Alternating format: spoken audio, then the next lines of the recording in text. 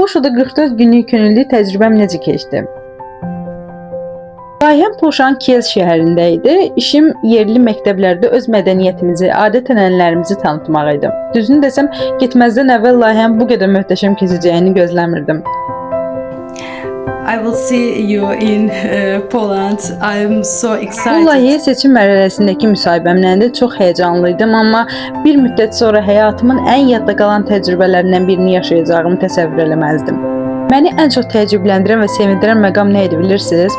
Məktəblər onsuz da ölkəmiz haqqında çox şey bilirdilər. Uzaq bir ölkədə uşaqların bizim bayrağımızı tanıması, paytaxtımızı bilməsi məni o qədər qürurlandırırdı ki.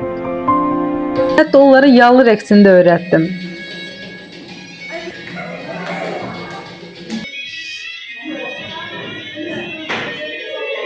Polşanın balaca bir şəhərində uşaqların bizim musiqinin sədaları altında əl-ələ tutub dövrə vurmasını izləmək sözlə ifadə edilməyəcəyi qədər gözəl bir duyğu idi. Elə həvəslə oynayırdılar ki, onların sevincini görəndə mən də çox sevinirdim. Sonra isə uşaqlar üçün maraqlı bir city game təşkil elədik, fərqli ölkələri oyunlarla öyrəndilər.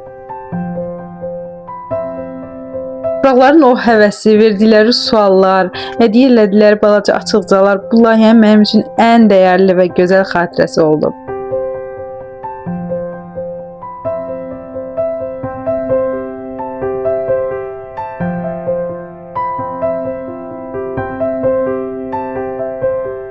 Məktəb heyətinin səmiyyətini, çay fasilələrindəki qonaqpərvərliyi isə heç demirəm.